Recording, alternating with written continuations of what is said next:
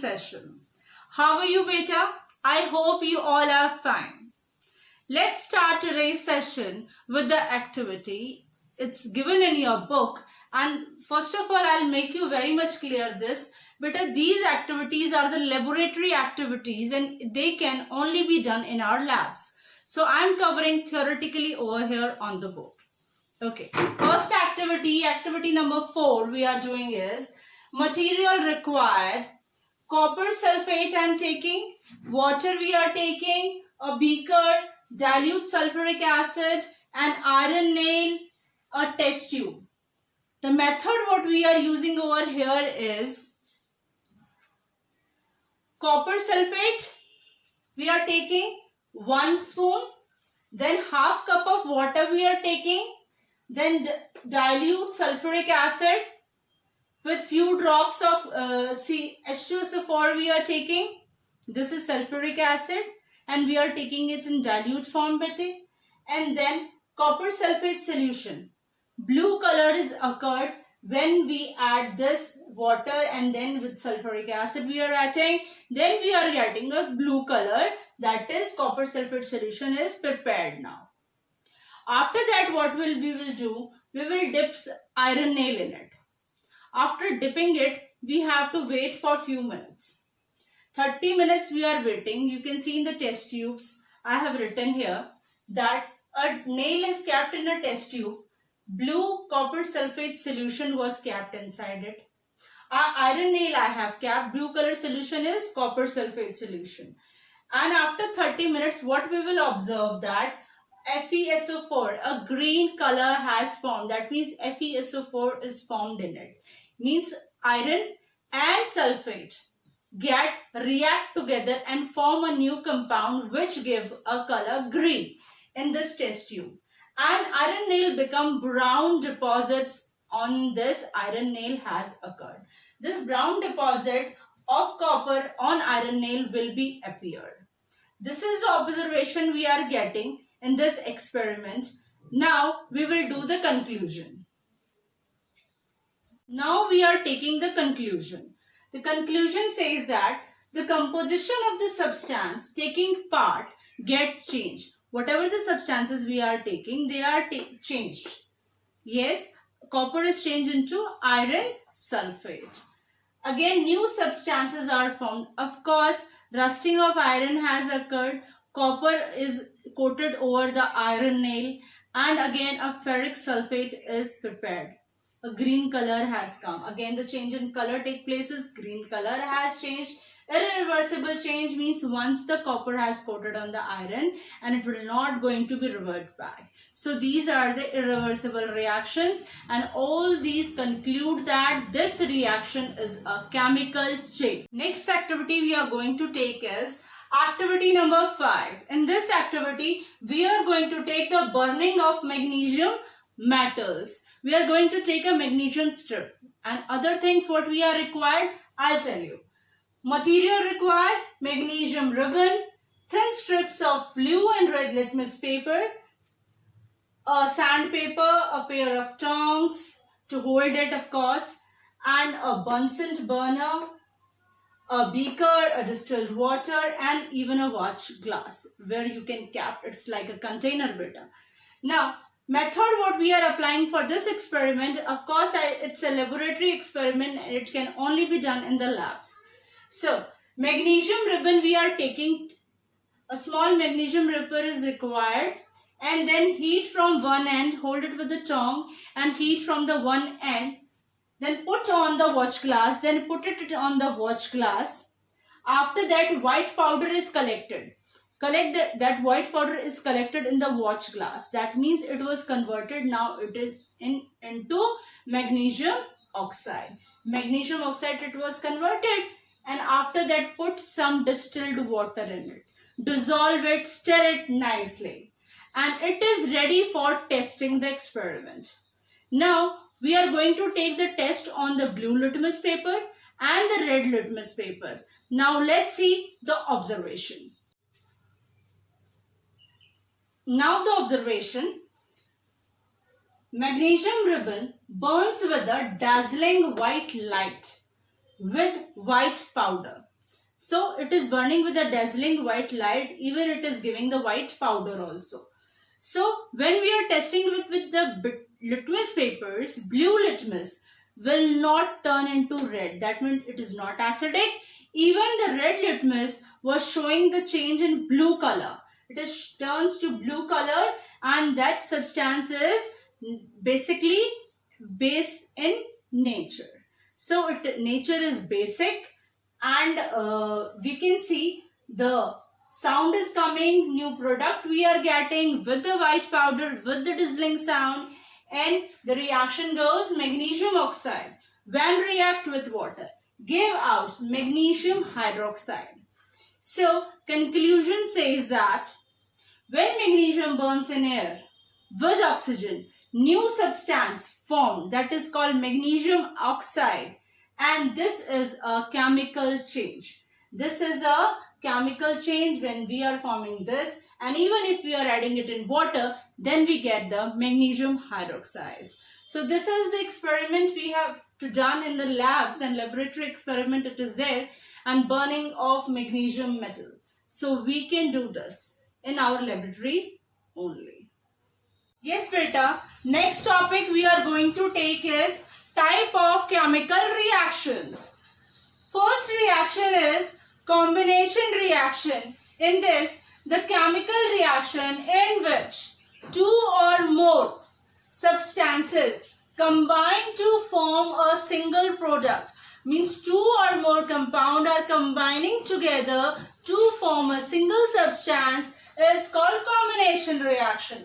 That means we are taking one carbon, when second compound we are taking oxygen, and when we are reacting together we are getting a new compound that is called CO2 carbon dioxide. Next type of reaction is decomposition reaction. The chemical reaction in which one substances decompose into two or more simple substances. That is, decompose means break down, toot jana. And you can take an example of NaHCO3, that's baking soda.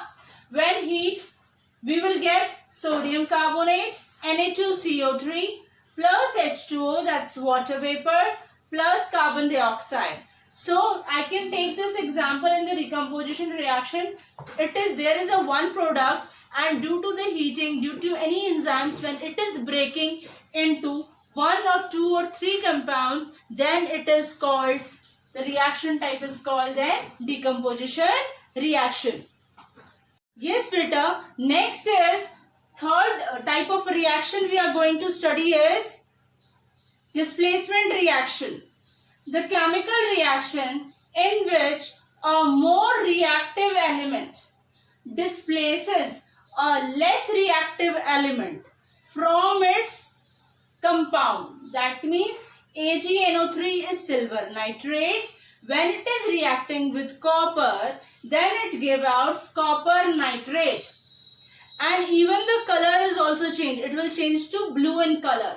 Plus Ag. Ag is silver we are getting. Now see the experimentally, if we are going to see, take a beaker, take the silver nitrate solution in it, dip a copper wire in it.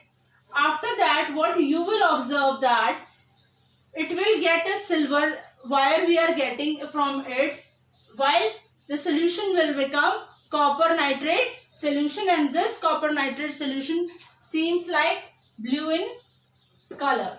So these are the reaction take places when we are adding the copper with silver nitrate solution, and new product that we are getting is copper nitrate solution. Next is beta double displacement reaction. In this type of reaction, this is the fourth and last type of reaction, the chemical reaction in which solutions of two compounds react by exchanging their radicals. That means BaCl2, if I am taking the example, it is barium chloride and we are taking in the aqueous stage, and then we are reacting with sodium sulfate, that is Na2SO4, again in the aqueous stage. Then after the reacting them, we are getting the product, that is barium sulfate, BaSO4, that is in the form of precipitate I am getting, plus 2 NaCl, that I am getting sodium chloride. Now see, this is the reaction. Here what will happen, one barium radical have taken and it is reacting with the other radical, that is SO4. So barium sulfate has formed, and other this compound sodium and chloride are combining together to form NaCl. I think this is clear. One radical is combining with the radical of second compound and forming a new compound. And this form Na is reacting with the first compound to form NaCl. These type of reactions are known as double displacement reaction. Now beta, we are going to cover the examples of chemical changes. Even we have covered in last lectures also. In every lecture we used to do these examples. Still a feedback I am giving to you through these examples. Take a quick revision. Explosion of firecrackers means if once they were exploded, once they were burned, they were not going to come again. So it's a chemical change. Cutting of apple, brinjal, potatoes turn black on keeping on air because they are oxidized when they come in contact with the air, and their color changes to black. You have done in the your kitchens also, you have seen many times when you cut the potatoes, lot of starch is present in the potatoes, and due to that it was oxidized into a new product, and we are getting. Next is the digestion of food. Once the food was digested in your stomach, you are not going to take it again. Fine. Next is germination of seed. Once the seeds are germinated, they are not going to be again into new grain. Next is cooking of food. Once the food is cooked, it is not going to be raw again. Next is respiration and living things, living organisms, and the respiration system. ATP is released, ATP energy.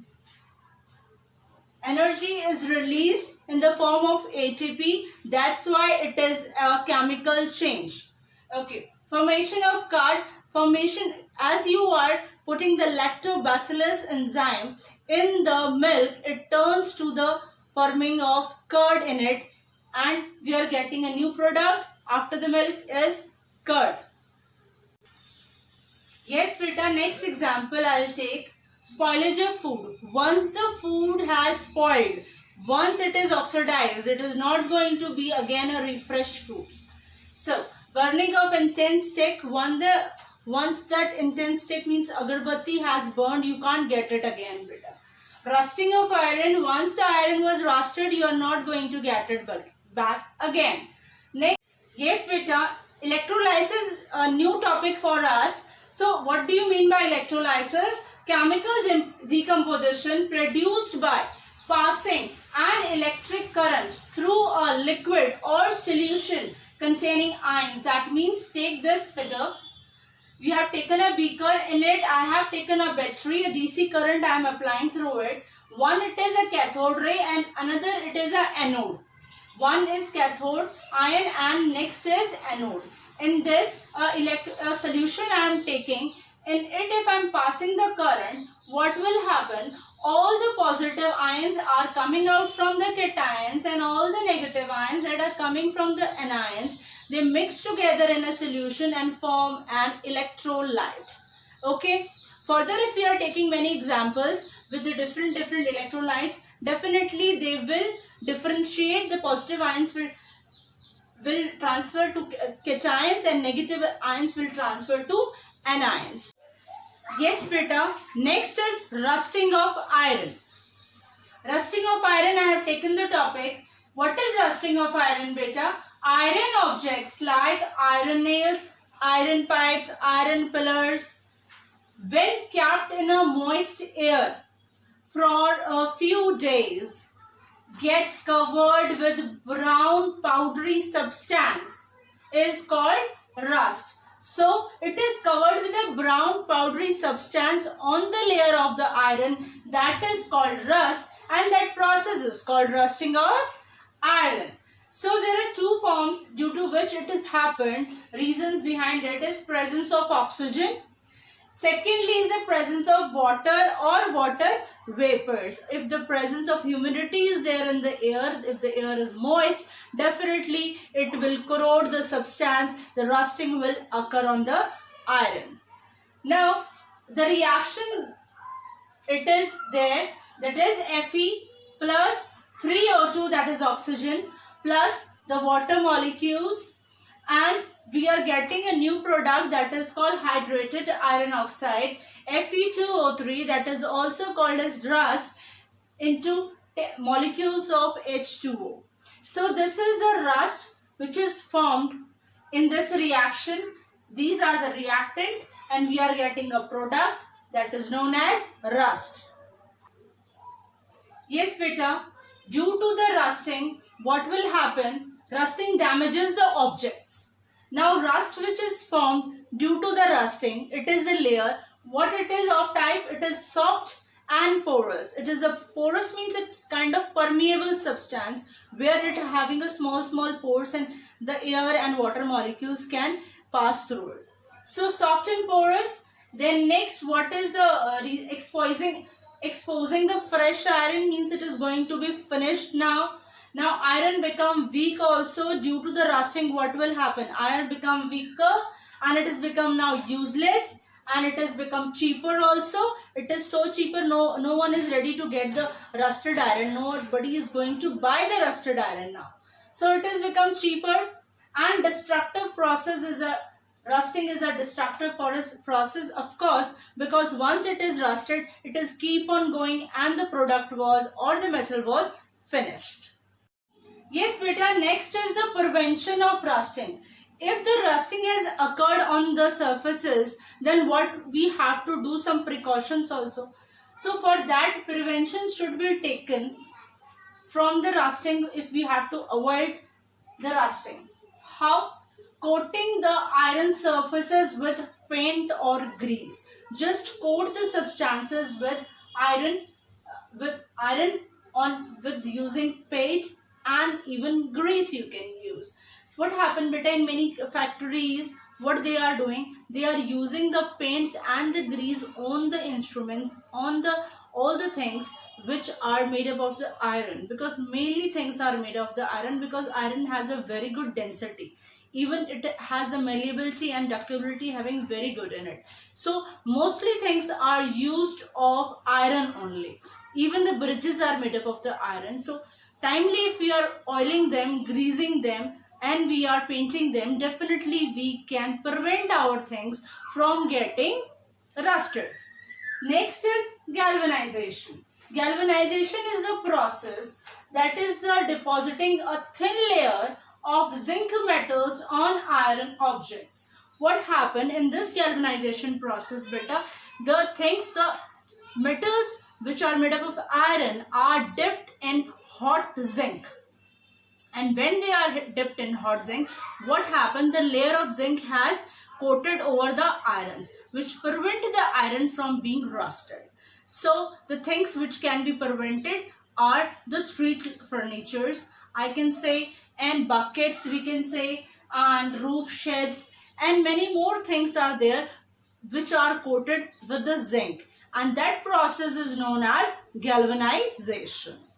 Next is by converting iron into stainless steel or alloying. What do you mean by alloy? First of all, you must know this. What is alloy?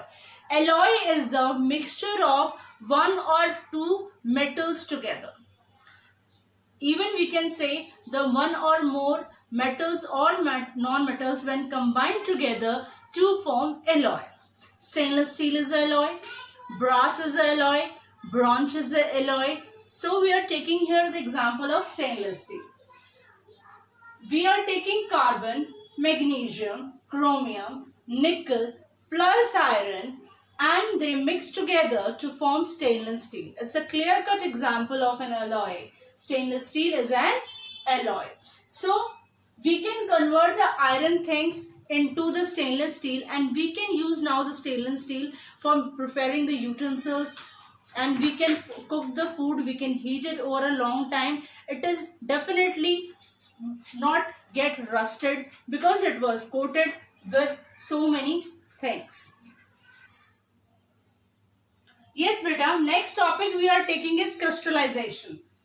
See beta, what happened in this crystallization process? The salt we are getting from the sea, what happened? The evaporation has done and the salt was settled down near the corners of the sea, on the beach of the sea. But that salt is not pure and that crystals are also very small. So proper crystallization process we cannot say it. So crystals are the purest solid form of a substance with a definite geometrical shape. Example, sugar. You can see sugar, they are having a definite shape na beta. That's why it is formation, it is due to the formation of crystallization and they are proper crystals. Okay. Urea, copper sulfate. Copper sulfate is available in our laboratories in the form of crystals only beta. Alum, table salt, of course table salt. The process of crystallization is of obtaining pure solid crystals having definite geometrical shape.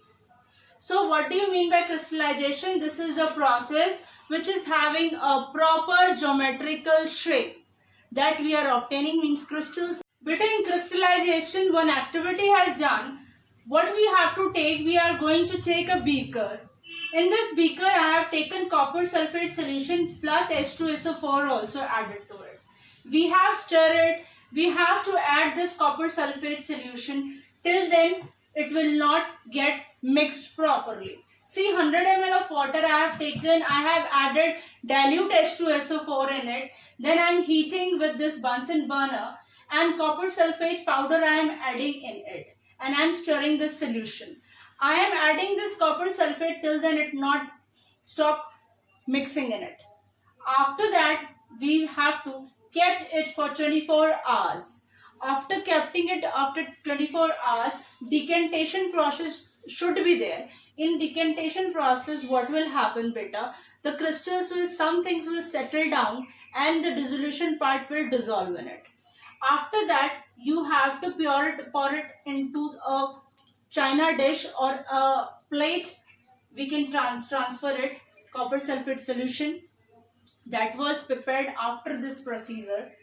And then what will happen after the cooling of it, we are finding that proper crystals are formed with the proper shapes.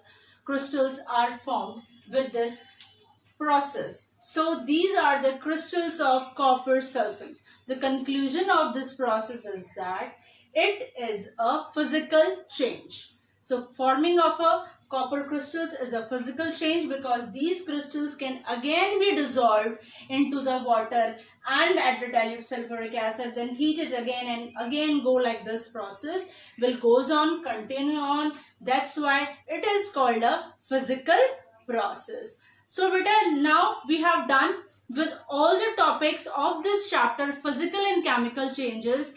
Now revise this chapter twice, thrice, and if you having any query, just see the video again and it will be clear up to you at every extent. So better try to do the exercises what we have done. Thank you. Have a nice day.